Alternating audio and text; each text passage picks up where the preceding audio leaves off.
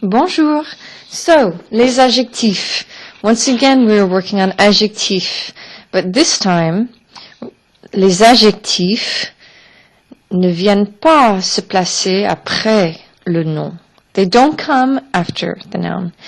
In this chapter, we're introduced to those that come before, as the grammar title suggests, la position des adjectifs, the position of adjective. Most come after, but certain adjectives come before. In fact, when we look at the partie 2 of our chapter, we're introduced to possessive adjectives and demonstrative adjectives. These adjectives come before the noun, some to express possession. It's my pen. It's your book. C'est mon stylo. C'est ton livre. An adjective démonstratif. This pen. That. This. Those are adjectives in French, and they agree in gender and number. But first, I would like to look at la position des adjectifs. That is, adjectives that you would have to make a decision when you see it. Does it come before or after? Most adjectives come after. Those that come before, I call them the VIPs, the very important positions.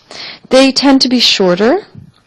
They tend to be more commonly used, such as good, bad, bon, mauvais, beautiful, beau, young or old, jeune, vieux, tall or big, grand or gros, long. I've skipped ahead to page 463 because we see a series of descriptive words that illustrate. Here, for example, number 1, un gros ventre. Gros, voilà, you wouldn't say un ventre gros, you would say un gros ventre. But here, une taille fine, a slender waist. Fine is one of those adjectives, like any other, that comes after. Les épaules larges, broad shoulders. Les dents blanches, white teeth. But here we have un long cou, a long neck. Long is one of those VIP adjectives. Same with grand, de grands pieds. You would also say de grands yeux, big eyes. Une poitrine musclée. Musclé is a normal adjective. Les sourcils broussailleux, bushy eyebrows. Un dos poilu, a hairy back. Broussailleux et poilu come after. Les oreilles percées, that comes after. Les jambes longues. Long and grand sometimes can go either way. Sometimes you'll see long cou, un long film, un long livre, un long discours, but for descriptions with grand et long, il a les cheveux longs, elle a les jambes longues. You'll see long come after for when you're talking about those like legs and hair. Les cheveux bleus. Voilà. Let's go back now to the real chapter, chapter 3. And look at these adjectives. Oops.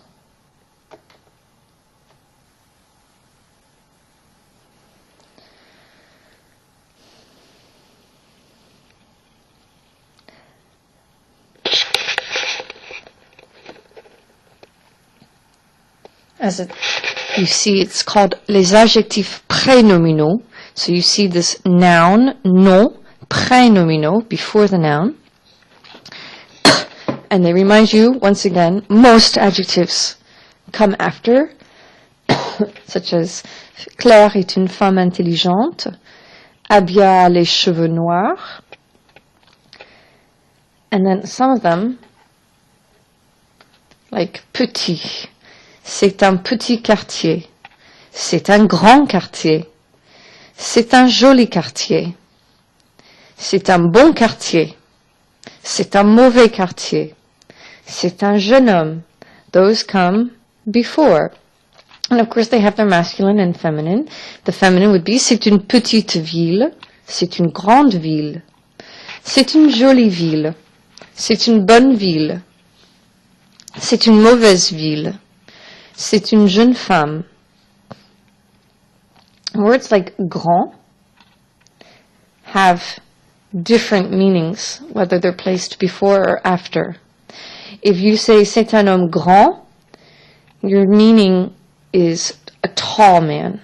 C'est un grand homme, the meaning is he's a great man. So let's go on and focus still on those that just automatically come before. You'll notice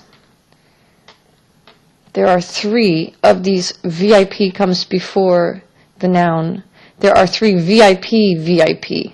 I call them VIP, beau, nouveau, vieux, because they want you to think of them as very special. If they are in the masculine form, they are un beau quartier, un nouveau quartier, un vieux quartier. But if they are masculine beginning with a vowel or a silent H, then they want to have a kind of liaison. They don't want to sound awkward. So then you change beau to this kind of transition in between masculine and feminine. B-E-L, bel appartement. If you look at it, you see it's masculine. If you hear it, it sounds like it's feminine. It's only that indefinite article that gives away. It's un bel appartement, un bel homme, un nouvel appartement, un vieil appartement, un vieil homme. Now, if you were to switch it up and say, oh, tu prends ce vieil appartement, mais pourquoi cet appartement est vieux? You see, if I switch it around, and I put now the sentence with the apartment is old, it once again reverts back to its masculine form. Vieux, c'est vieux. L'appartement est vieux. L'homme est beau. It's only when it comes before a noun beginning with a vowel that it changes form. And then, of course, the feminine has 2 L's, une vieille ville, une nouvelle ville, une vieille, voilà, une vieille, une nouvelle. And their plurals, you have beau quartier, and it's the same whether it begins with a consonant or a vowel. De nouveau quartier, de vieux quartier. You notice for some reason, the day that you would usually see, voilà des quartiers, voilà de beaux quartiers. For some reason, the plural indefinite article des usually becomes de. But it's not a hard rule. If you say des beaux quartiers, that's not necessarily incorrect. It's just not what the tendency is. The tendency is to spin out de beaux quartiers, de beaux appartements, de belles villes, de nouveaux quartiers, de nouveaux appartements. You see, that X at the end, that makes the liaison, de nouveaux appartements, de beaux hommes. You don't need a different form in the plural. De belles villes, de nouvelles villes, de vieilles villes. Il y a des quartiers intéressants à Montréal. Il y a de beaux quartiers à Montréal. Il y a de vieux appartements dans mon quartier. J'ai de nouvelles lampes dans mon nouvel appartement. La bibliothèque a de nouveaux livres.